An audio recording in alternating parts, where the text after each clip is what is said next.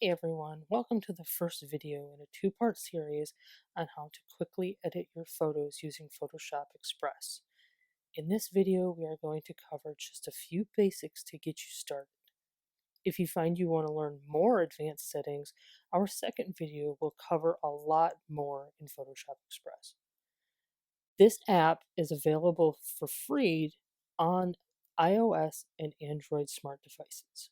Today we will be following along on an iPhone, but the settings should mostly be the same on Android devices.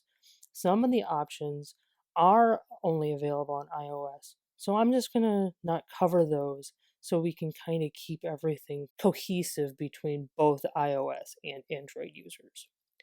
To get started, you will have to first install the app to your device. And once you have it downloaded, we can then get started. If you go back to your home screen, you will see the icon and it will say PS Express underneath it. If you click on it, it will ask you to log in with a photo ID. So once you have that, it will automatically bring you into your recent photos. You can change out of this if you want by clicking the down arrow next to the word Recents at the top. That will bring you into where you can take a photo with a camera. You can go to Creative Cloud, CC Library, Lightroom. Those are all Adobe products. You will need an Adobe ID in order to connect to any of those. You can look on Facebook, Dropbox, or Google Photos. Again, you would have to be logged in for that. Today we're just going to focus on the images that we already have on our phones. So what you want to do is go to Albums. So just click on Albums with your finger and it will take you to all of the albums that you have on your phone. Today we're going to work with a photo that I have of a landscape, and then you just click on the photo that you want to use. It will load up, and once you have it loaded, you will see down on the bottom all of these images. You'll see My Looks, Basic, Charm, White Balance, and all of these other photos. Underneath these photos, if you click on one, you'll come across some presets for filters, and each one has a different look. As you click on them, you will see that a little slide bar shows up above these images. This slide bar will allow you to adjust the amount that filter is applied to your photo. So all the way to the right, that's the most of that preset filter. All the way to the left is your original photo.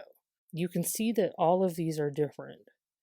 You've got charm, you've got a matte look to it that you could add, you've got HDR, portraits if you're working with portraits, there's different filters for portraits, and so on.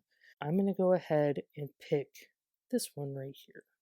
Feel free to do this at your own pace. Pause this video if you need to at any time to get to the settings that you want and then move on from there. The next one we're going to look at is called overlays. All the way at the bottom where you see the three blue circles highlighted currently all the way to the left.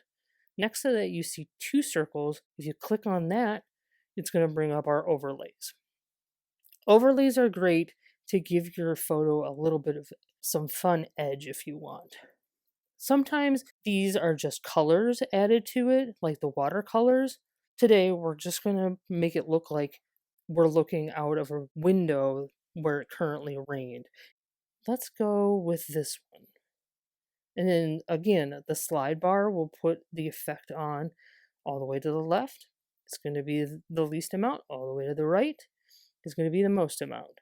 The next tool we're going to look at is the crop tool, which is the icon all the way at the bottom next to the one that we're currently on. So you'll see on an iOS, it'll look like it does on the video here, with a little square with the crosshatch corners. On an Android phone, it might look a little bit different. But once you click on it, you'll get this white box around your image with the thicker corners. This is the crop tool. You can do this freeform. You can do it with one of the preset croppings for different social medias. If you click and hold with your finger on the corner, you can actually drag this any way you want. And once you let go, that's actually going to be the area that it will crop your image to. You won't see it right away until we move into the next tool. Everything that's grayed out will not be included in your photo once you crop it. If you don't like doing the freeform, you can also use one of the presets down here next to where it says unconstrained. But you can do the original size, which is the original aspect ratio of your original image. You can do the device, which I'm on an iPhone, so it'll do it based off the aspect ratio of the device that you're on. You can do square, and you can do any of these. If you click and drag inside the squares, you can actually drag your photo and line it up however you want.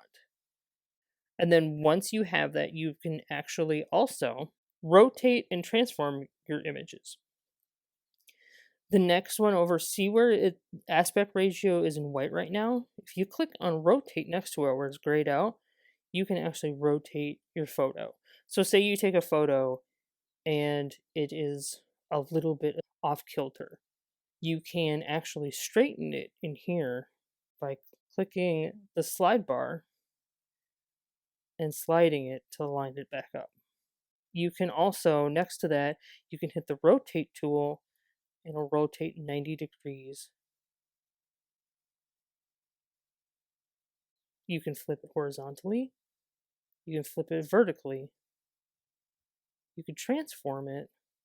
You can skew it vertically, horizontally. The next, we're going to go to the little Bandaid tool. If you click on the Bandaid, you'll get this notification that says to tap. This is really good for portraits and for photos of people where you can take out blemishes. You can actually take the slider and it will make your area that you want to edit bigger or smaller. Let's make the brush a little bit bigger. Go along there and we'll take those out for me. The next tool that I'm going to cover in this one is the stickers. This is fun for social media if you want to add a little bit of extra to your photo.